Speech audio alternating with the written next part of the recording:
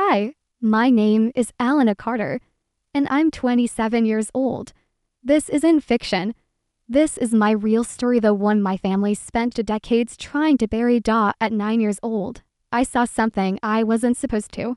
At 12, I stopped speaking. At 16, they institutionalized me. But now, I've found the tapes, the letters, the truth. I came back to burn every lie they built and expose what happened to my mother. Don't forget to subscribe, like, and share this video, because sometimes the ones closest to you are the ones who hide the darkest secrets.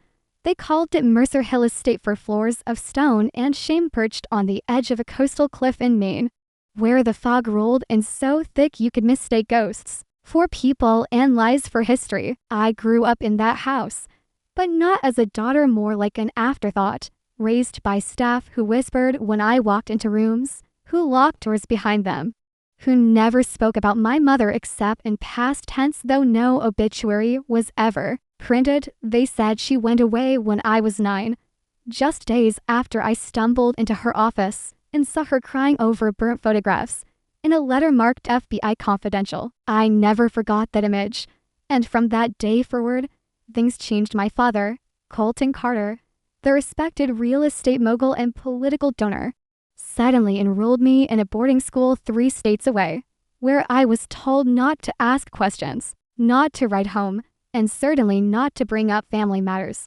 But 12, I'd stopped speaking entirely, not because I couldn't, but because every word felt dangerous, like it might unlock something better left hidden. At 16, I was diagnosed with reactive psychosis and sent to the Glassmere Institute, a private facility funded by one of my father's shell companies, where I learned to smile through sedation and nod at the right questions. I was released at 19, clean record, no questions, and told to start over, but I didn't. I rented a room under an alias, took up ghostwriting jobs online, and began tracing every sliver of memory I had from the house, the locked basement, the red envelope my mother hid in her coat, the screams at 3 a.m. that everyone swore were wind and for 8 years, I collected pieces.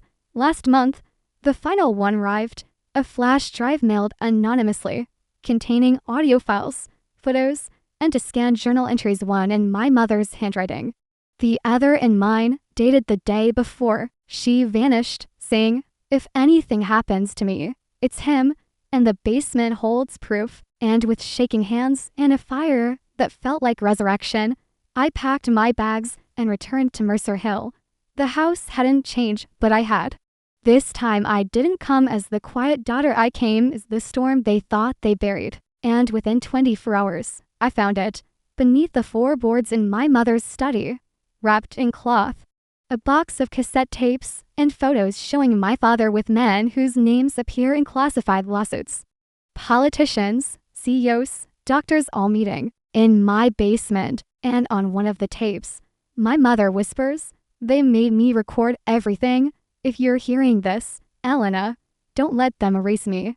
And just like that, the silence cracked open like a wound, and I realized I wasn't just chasing closure. I was uncovering a ring, a cover-up, and maybe even a murder that went all the way to the state governor's office. I called no one, trusted no one. I scanned the tapes, labeled them, built timelines, and found the burner phone listed in the files registered to a C. Brenner, a former federal agent turned whistleblower who'd vanished 5 years ago. And suddenly, it all fit.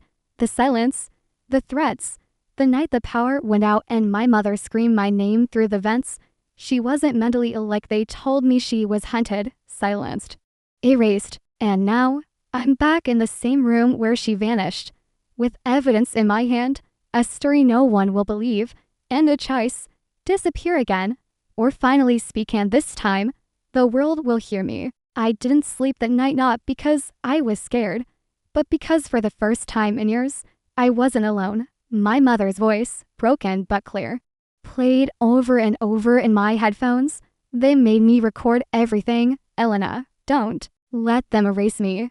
And each time I heard it, I felt her breath against my skin, like she was still in the room, Like part of her had waited all this time in the walls of that house to be heard again. Mercer Hill was too quiet now, to still, the kind of stillness that only exists in places that have seen violence and learned to pretend it didn't happen. Portraits hung where blood had dried. Carpets covered warped floorboards, and in the third-floor guest room, the lock was newer than the door itself, like someone had wanted to keep someone else inside. I spent the next morning mapping the entire house, measuring every window, opening every drawer, every closet, lifting tiles, tapping on walls, and then I found it in the basement. Behind the wine rack that hadn't been moved in over a decade. The paint on the floor was slightly darker. I pulled up the boards, and there was a hatch, small, but reinforced with steel brackets and a padlock I recognized as one of my father's from his office desk drawer. I picked it open, my hands shaking, my mouth dry, and beneath it I saw what my mother had described in the last line of her second journal entry. The real basement, the one no blueprint shows. I climbed down slowly into that darkness, and it was colder than it should have been for summer, the air thick like water. And the moment I turned on my flashlight, the truth blinked back at me. Surveillance monitors covered the walls, all powered off but intact, a recording station with labeled tapes by month and year, and a desk with a rotary phone, a typewriter, and dozens of files stamped confidential, property of Hollisher Medical Trust. But what truly made my heart stop was the wall to the right, where photos of children were pinned like trophies, each one labeled with initials and dates, and some with words like compliant, resistant, and scheduled scrawled in red pen beneath them. I recognized one face immediately, mine taken when I was 11, staring dead-eyed at the camera in my school uniform, and beside it, a file with my name, listing medications, therapy logs, and a handwritten note. Each shows signs of awareness, possible risk, transfer to Glassmere approved, my entire diagnosis, my commitment, my mental illness. It had all been staged to keep me quiet. And the moment I read that, something inside me shattered, not in pain, but in clarity, because now I knew what they did to me, and I knew why they took my mother. She tried to stop it. I gathered every tape, every file, loaded them into a duffel, and before I climbed out of that hatch, I whispered, "I'm sorry I took so long, Mom." And that night, I drove to the address on one of the documents, a storage facility 2 towns over, under the name Dr. C. Brenner. And when I showed the front desk the document, the man looked me up and down and said, "You're her daughter. She said you'd come someday." He handed me a key, and when I opened the unit, what I found changed everything. Backup drives, more photos, full uncut videos of sessions held in the Mercer Hill basement, interviews, transactions, and an old flip phone with one saved voicemail dated to days before my mother disappeared. "Elena is in danger. If I don't make it, tell her, look in the dollhouse." And I froze, because I knew exactly which one she meant, the tiny replica in the attic she'd built for me, painted blue and white with real working lights. Something I hadn't seen in over a decade, but had once loved more than anything. I raced back to the house, climbed into the attic, and there it was, untouched, dusty, but standing proud in the corn rand inside the roof, taped beneath the shingles, was a memory card sealed in wax with my mother's initials. And when I loaded it into my laptop, I found a single video, my mother, seated in front of a typewriter, whispering, "They think killing me ends this. But you, Elena, you're the key. If you're watching this, you already know, don't trust anyone. And whatever you do, don't go to the police. They're in it too." And as she speaks, a man's voice shouts in the background. The camera crushes. The feet cuts, and I sat there, shaking, because she knew even then that they would come. And now they would come for me. So I backed up everything, twice, sent it to anonymous drives, encrypted my identity again, and reached out to the only person who might believe me, Julian Price, an investigative reporter who lost his job 5 years ago after exposing a trafficking scandal in Hollow Shore, hospitals, the same name stamp on every folder I found in the basement. He answered my message within an hour, saying only, "I've been waiting for you." And just like that, I wasn't alone anymore. And the story wasn't just mine, it was part of something massive, something that had devoured dozens of families and was about to be exposed by the one girl they never thought would survive, the daughter they tried to silence. Julian Price wasn't what I expected. When I walked into the abandoned newspaper office where we agreed to meet, I found a man in his late 40s, with tired eyes and a limp that told me he'd paid in full for telling the truth to early and, too loud, he didn't shake my hand, just handed me a burner phone and said, "If they haven't found you yet, they will now." And he was right. Because less than 2 hours after I sent him a fraction of the evidence from Mercer Hill, my father's lawyer called my old number, the one tied to my birth name, and left a message that chilled my bones. "Elena, we know you've returned. You're confused. Let us help you get the treatment you need again." They weren't asking questions anymore. They were warning me, like they had always done. Cloaked in concern, but sharpened with threat, Julian and I went dark that night. We slept in shifts at a safe house, and in between, we combed through files, organizing dates, connecting dots, and what we uncovered wasn't just about my family, it was about a network. Mercer Hill wasn't just my childhood home, it was one of 6 known observation houses tied to a program called Project Orpheus, allegedly shut down in 2003 after multiple human rights complaints, but clearly still active under shell trusts and rebranded donors. The program had one purpose: monitor, alter, and eventually replace the psychological identities of select children like me, children who were often adopted into powerful families, raised under surveillance, and dosed with drugs under the guise of mental health interventions. The goal: to build obedience, eliminate memory, and mold influence. My mother was a whistleblower. They'd assigned her to manage the data for Project Orpheus in 1998, and by 2003, she was gone, vanished without investigation. Her name quietly removed from employee records. Her journal entries show guilt, desperation, and finally, rebellion. She made copies of everything and hid them in Mercer Hill before confronting my father, who wasn't just her husband, but one of the project's top financiers. I learned all of this in 48 hours. But it was what happened next that forced me to face the fire. Julian and I were ambushed at a highway diner, broad daylight, by 2 men in suits who said they were from the Department of Health and Human Services, showing fake badges and asking me to come in for routine questioning regarding sensitive files. But I saw the syringe in one of their coat pockets, and instinct kicked in. I ran. Julian slammed a chair into one of them, buying me seconds, and I drove off in his car without a plan, bleeding from my arm after being scratched in the struggle. But I didn't care. I knew now that they weren't just trying to silence me, they were trying to erase me all over again. And this time, I had no intention of vanishing quietly. I reached a motel near the border of Vermont, hid there for 2 days, sleeping with a pocket knife under my pillow, editing together a 7-minute video with voiceover, documents, and photos from Mercer Hill, and then I uploaded it anonymously to a whistleblower archive called Gate Signal, tagging 5 independent journalists known for tackling government corruption. Within 12 hours, it went viral, not on mainstream news, but on Reddit, X, and private forums where truth finds oxygen. Suddenly, people were calling it the Mercer Files, piecing together what I hadn't even finished uploading, connecting Project Orpheus to failed clinical trials, missing children's cases from the late 90s, and mysterious deaths of whistleblowers across 3 states. But what shook me was the email I got the next night from an address that had long been deactivated.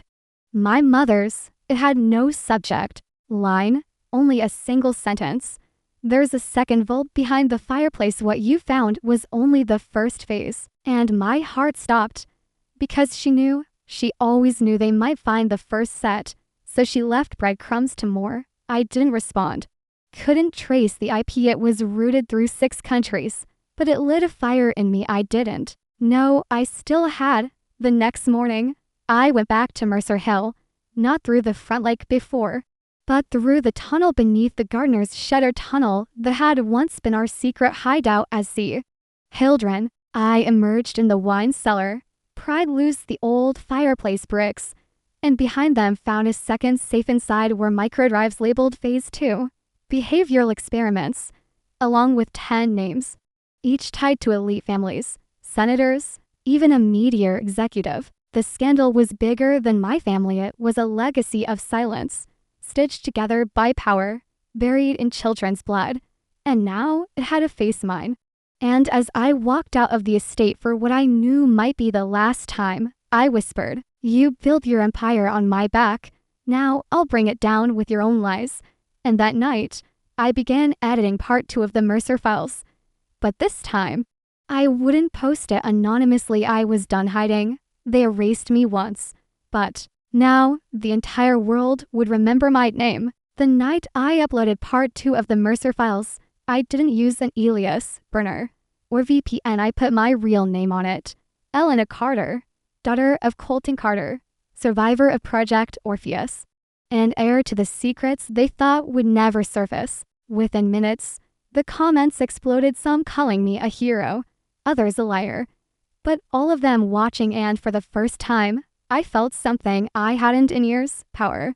Not the kind that silences people, but the kind that makes them listen. By morning, hashtags like hashtag Mercer Files, hashtag Orpheus Survivor, and hashtag Where is Elena Carter were trending worldwide.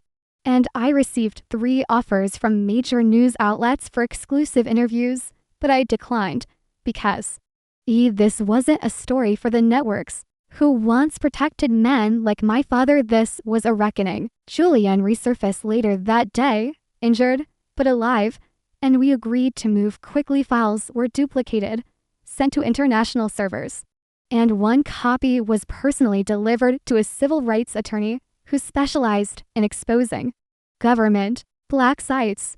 Meanwhile, the mansion on Mercer Hill was no longer just a home. It became a crime scene. Dozens of protesters camped outside, demanding justice, while unmarked black SUVs circled the neighborhood like vultures with tinted windows and encrypted radios. Then the inevitable happened. A subpoena was issued. Only wasn't for my father. It was for me, accusing me of trespassing, theft, and cybercrimes. It was their way of flipping the story, turning the victim into the villain, and buying themselves time. But I didn't run. Instead, I showed up to the courthouse in person, handed over a printed index of every file I'd published, and said, "Go ahead, charge me. I'll make every hearing a public archive of your crimes." And that statement, caught by press cameras, went viral again, turning public opinion like wildfire. And within days, other voices joined mine. A former lab tech from Hollowshire leaked documents about secret research trials. A mother in Connecticut came forward with a similar story about her son being taken to Glassmere under false diagnoses. A journalist connected a missing persons case from 1999 to the very house I was raised in, and suddenly, I wasn't a lone survivor anymore. I was the first spark in an avalanche. Meanwhile, my father remained invisible. No public statement, no press appearance, just carefully worded denials through his PR team, calling me mentally unwell and emotionally unstable, like they always had. But that weapon had dulled, because I had proof: the tapes, the signatures, the voices, the names. The next strike came quietly. My accounts were frozen, my health insurance revoked, even my phone disconnected through a fake report of fraud. But I anticipated it all, because I had prepared for war. Julian and I went mobile again, living off-grid in a series of rentals, changing cars weekly while we prepped the next wave. The whistleblower drop, it contained nearly 600 files of video surveillance, research logs, audio evidence, and participant profiles, including mine, my mother's, and at least for children who were never listed in any database, children who had likely disappeared for good. The drop went live on a secure investigative site called Mirrorport, and within 72 hours, It had over 2 million views and was mirrored by journalists in Germany, Canada, and Australia. Then came the hearing. Congress had no choice but to launch a formal investigation into Orpheus-related facilities, including Hollisher and Glassmere. And during the opening remarks, my name was mentioned on record for the first time. Miss Elena Carter, survivor and whistleblower, whose testimony and evidence have catalyzed this process. And I cried, not because I was overwhelmed, but because for the first time, they had to say my name out loud in the room where they used to bury it. But the moment of triumph didn't last long. Julian's apartment was broken into, files scattered, evidence deleted from local drives, and a red mark was painted across the wall. Stop orphaning yourself. A chilling reference to a phrase I found in my therapy notes as a teen used to threaten kids into silence by convincing them that speaking out would erase their identity and make them orphans of truth. They were telling me to disappear again, but I didn't. Instead, I filed an emergency protective motion, appeared in a live interview streamed to 3.1 million people, and said, if I go missing, you know who did it. If I'm found dead, it wasn't suicide. If I vanish, follow the files. And after that, everything changed. Allies emerged, human rights lawyers, survivors of similar programs, and even a private investigator who'd been hunting Orpheus since the 90s. He confirmed what we fear. Project Orpheus wasn't just about experimentation. It was about control, creating a generation of emotional assets who could be shaped, owned, and erased. Starting with children deemed unfit for society, but promising for manipulation. And I was one of them. A trial that went wrong because my mother refused to watch it happen. Now, with every file released, every headline shared, I was tearing down their fortress brick by brick. And when reporters asked what I wanted most, I didn't say justice, revenge, or even safety. I said, I want her name back. I want the world to know my mother didn't run away. She stood up, and they killed her for it. And suddenly, this wasn't just a scandal. It was a movement. The world wasn't ready for what followed the hearings, but I had lived too long in the dark to be afraid of the light anymore. After my public statement, #Elena Carter trended globally for 72 hours. And though it began with whispers, it turned into something unstoppable, a movement powered by truth, grief, and the rage of voices that had been silenced for decades. My inbox filled with hundreds of messages, survivors, families, even former employees of Hollisher and Glassmere, people who had quit when the experiments crossed lines, but never spoke up, afraid of losing everything. But now I was showing them what silence cost me. And they started speaking. To one woman from Vermont sent video footage of a child being wheeled into Mercer Hill in 2004. And I recognized the room immediately. It was my nursery, repurposed into an observation suite. Another man, a former IT contractor, handed over backup servers with archived security footage. And I saw myself at age 10, crying in the basement while doctors watched from a window. I wasn't mentally ill. I was drugged, interrogated, filmed, like a test subject while my mother tried to protect me from behind locked doors, and now the world saw it too. Meanwhile, Julian coordinated a digital task force, coders, whistleblowers, security analysts, all working to keep the Mercer files online and safe from takedowns. Because after the fourth court injunction to silence the leaks failed, they switched tactics, discredit me. News articles surfaced claiming I forged documents. Audio experts were hired to analyze the tapes. And an anonymous article circulated calling me a bitter daughter with a god complex. But the fire W. As to why now, schools were holding forums, documentaries were in production. Senators were demanding classified files be declassified.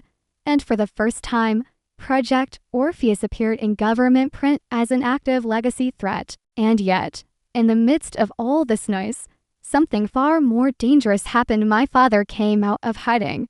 I watched the press conference live. He stood behind a podium at a country club in Virginia, wearing the same navy suit he wore the last time he hugged me as a child. And for 12 minutes, he painted me as delusional, traumatized by her mother's early death, and emotionally manipulated by conspiracy theorists, claiming my mother died of an overdose, not a cover-up, and that he had only ever tried to protect Elena from herself. I didn't flinch, didn't cry, because I expected it. I'd seen that mask my entire childhood, the calm voice of a man who hurt with white gloves and smiled while he did it, but what he didn't know was that I had his voice too. One of the backup tapes was a phone call between him and Dr. C. Brenner, recorded 2 weeks before my mother vanished. He said, "She knows too much. We either neutralize her or bury the whole house." Those words, crystal clear, became the center of part 3 of the Mercer files, which we released as a 22-minute expose titled, "Neutralize Her: How the Carter Legacy Silenced Its Women."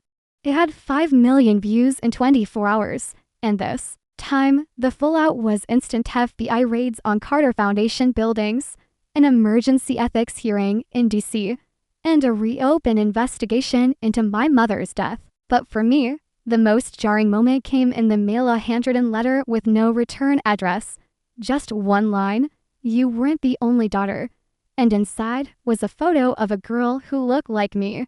Same eyes, same nose, maybe 2 years younger, dressed in hospital clothes marked C3. I stared at that photo for hours, cross-checking files, searching every document, and there it was, a hidden folder in the Brenner archives labeled Echo Subjects, listing test variants of emotional suppression techniques. One name stood out: Lena Carter, twin experiment, separated at 11 months. My blood ran cold. My whole life, I thought I was an only child, that the darkness started and ended with me. But this wasn't just a story of revenge anymore. It was about finding the sister they erased too. I didn't tell Julian right away. I needed to be sure, but I returned to the place where it all began, the off-grid storage unit my mother rented under the name E. Carter. And behind the false wall, I found another journal, dated 1995, months after I was born, and it confirmed the unthinkable. My mother had twins, but only one was listed on the birth certificate because Orpheus paid them to separate us. Lena was taken into the experimental stream, while I remained with her under false assumptions of safety until my mother realized what they had done and tried to fight back. Now I had a new mission, a new fire, and I whispered into the recorder that night, "Lena, if you're out there, I'm coming for you. You survived like me, and I will not let them hide us again." And for the first time in this long, brutal war for truth, I felt something I hadn't felt in years. Not rage, not grief, but hope. Her name was Lena, and once I saw her face, everything shifted. Not just the mission, not just the fire in my chest, but my entire identity. Because for 27 years, I thought I was alone in the storm, a single child of a broken system, a survivor clawing her way out of a grave built by people who smiled for holiday photos and wrote 6-figure donation checks. But now I knew that half of me had been living somewhere, in someone else's memory, or worse, under someone else's control. The files I recovered from the Echo Subject directory were fragmented, encrypted, and terrifying. Lena's subject C3 had been placed in a different Orpheus facility in upstate New York, under a program labeled the Motive Reversal, a sub-experiment that focused not on suppressing memory, but on replacing emotion with obedience. According to the data, Lena had undergone 31 sessions by the age of 9, including isolation conditioning, audio stimulus therapy, and something called compliance immersion. I couldn't even read those documents without shaking. She wasn't just monitored, she was rewritten, and the last report on file was from 2008, when she was allegedly transferred to an unnamed wellness academy under a trust linked to one of Orpheus's donors, the same trust that funded my institutionalization. It was all connected. Every lie, every locked door, every pill I was forced to swallow at glass mirror, every cold stare from my father. They weren't protecting me from myself. They were protecting themselves from what I could remember. I told Julian everything, showed him the photos, the journal, the files, and for the first time, Even he went silent, staring at the screen like it had punched him. We began cross-referencing academic institutions with shell companies and nonprofit grants between 2008 to 2016 and narrowed it to one location, the Belarus Center for Girls, a remote facility in the Adirondacks, marketed as a healing retreat for emotionally gifted minors, but funded almost entirely by donors from Project Orpheus's parent organizations. That's where she was. That's where they hid my sister. I didn't hesitate. I packed everything and drove 9 hours straight through storm and night, sleeping only in gas stations, refusing to stop until I stood outside the ivy-covered building that smelled like fresh rain and old secrets. I posed as a freelance journalist writing a feature on former boarding institutions and requested a tour. The receptionist was too polite, too rehearsed, and when I dropped the name Lena Carter, her eyes twitched only for a second, but it was enough. I was told no student by that name ever enrolled.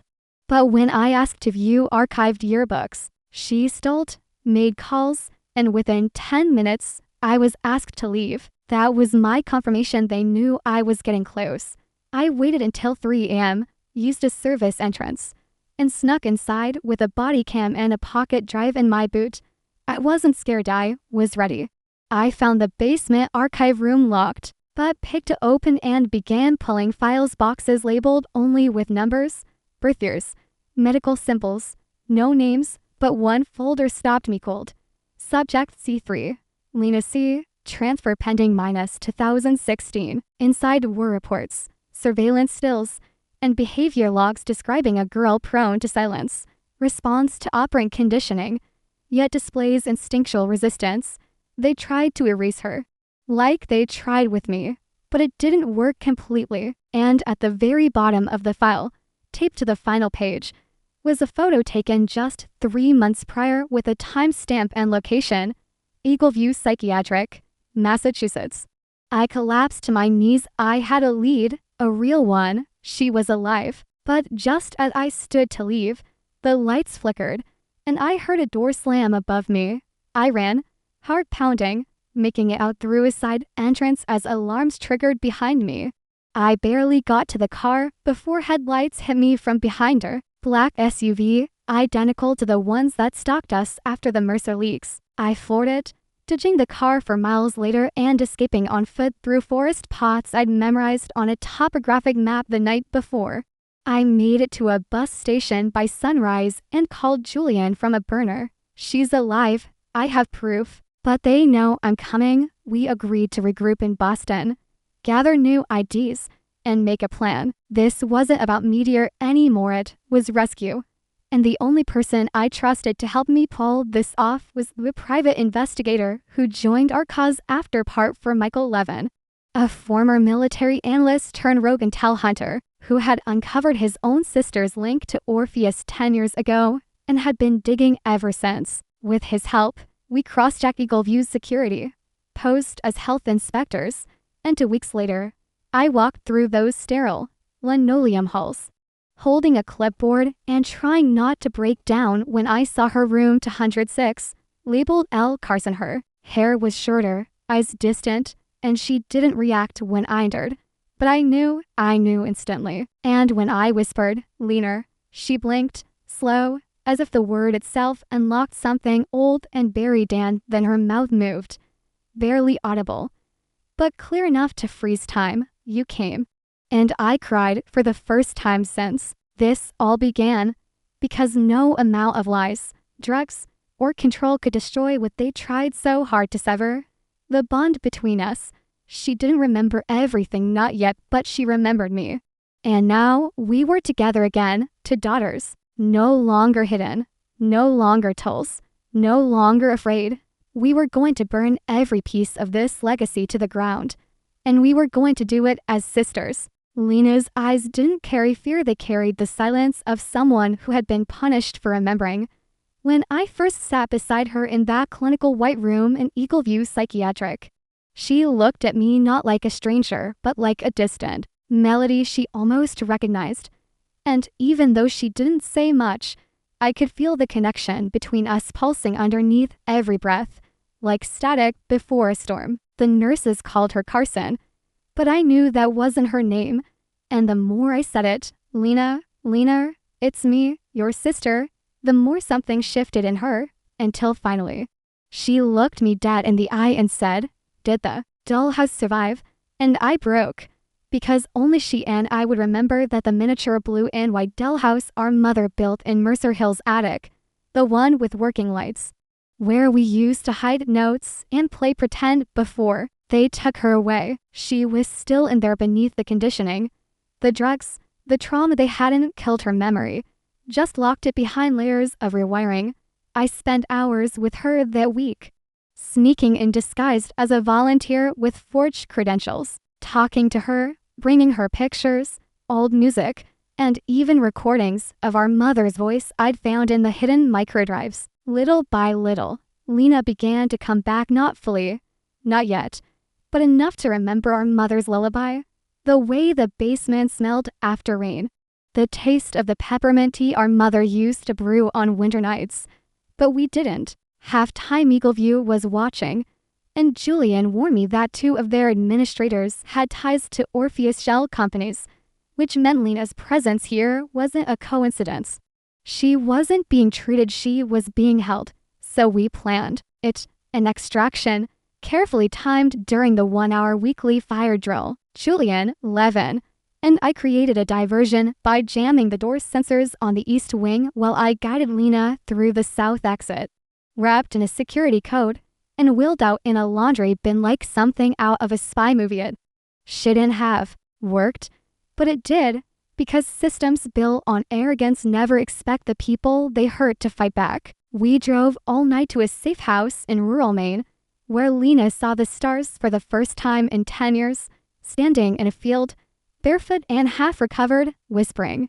They told me I was a mistake. They said you died, and I held her, swore to her that she was never the mistake. They were, and we were going to make them pay.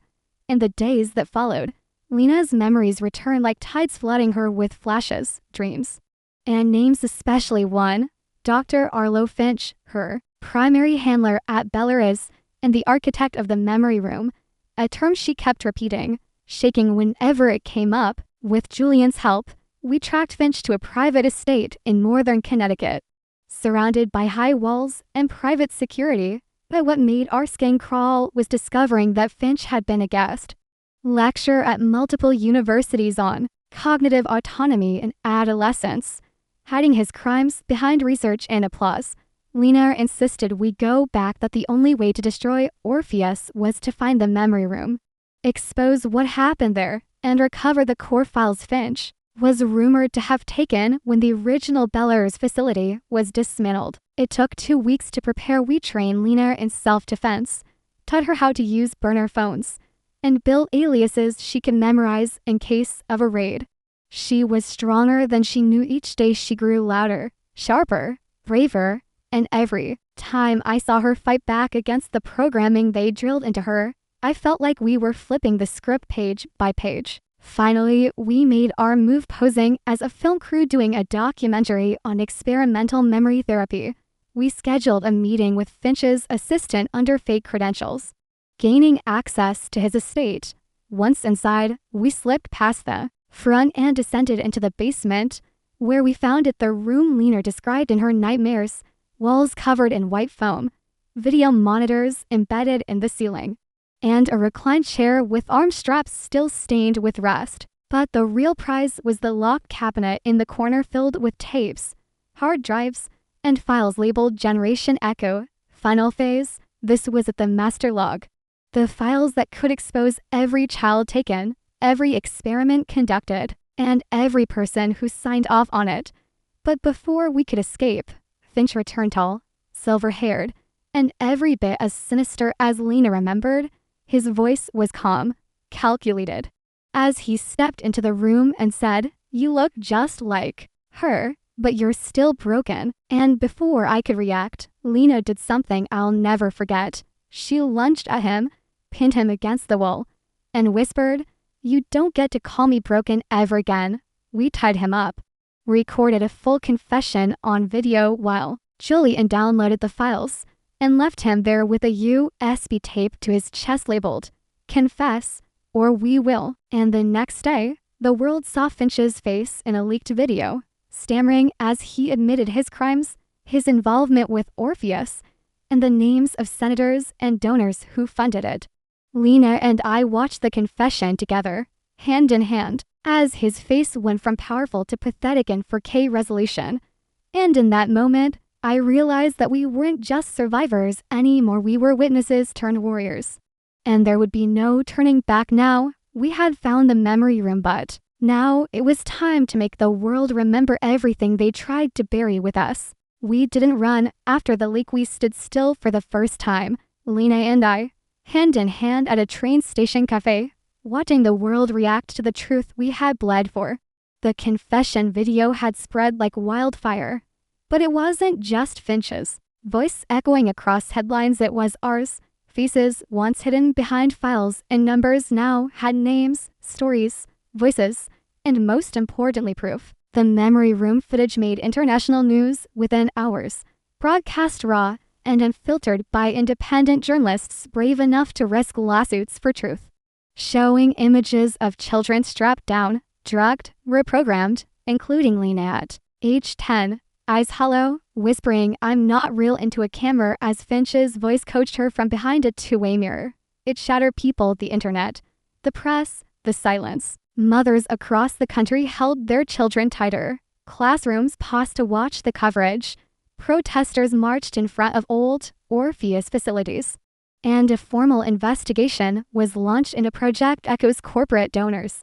Even major institutions that once praised its research began purging their archives, distancing themselves from the legacy. But it was too late, we had receipts. Julian spent days organizing the final Mercer archive, a 3.6 terabytes data dump of all known documents, recordings, testimonies, and patient records. Published on an encrypted site near across 200 global nodes, impossible to erase now. It was called the Orpheus Ledger, and within 24 hours, it had 28 million hits, 28 million people learning what was done to us and to dozens like us, all in the name of psychological advancement. But in the chaos, the threats returned in. Anonymous text, "Your sister still belongs to us." And that's when we knew, even though Finch was exposed, the machine was still alive, still breathing somewhere deep, waiting to rebuild. Lena didn't flinch. She asked me to teach her how to shoot, how to hide, how to code, how to stay free. And I did, because she wasn't the same girl locked in that white-walled room anymore. She was Elena's sister, a fighter, reborn from trauma. We made our final move together, a live interview broadcast across 3 platforms, no filters, no edits, just 2 sisters facing the world. I began with the words I'd waited a lifetime to say. My name is Elena Carter. I am not mentally ill. I was not unstable. I was silenced, experimented on, lied to, and I remember everything. And then I turned to Lena, who took a shaky breath and said, "My name was never Carson. I am Lena Carter. And I survived too." You could hear a pin drop across the world as we spoke, as we read from our mother's journals, as we played back the audio tapes, as we described every test, every memory they tried to steal from us. And when we finished, the moderator asked one question: "What do you want now?" And we answered in unison: accountability, reform, and every child they silenced back. In the weeks that followed, change began. Congressional hearings led to the freezing of multiple trust accounts tied to Orpheus. Lawsuits were filed, families reached out, and schools started revising psychiatric referral protocols nationwide. I got emails from survivors, teachers, journalists, even a woman in Germany who said she remembered Lena from her own orphanage days in Berlin, suggesting that Orpheus had roots deeper and darker than we imagined. But none of that shook me like the letter I received in a plain envelope with no return address inside.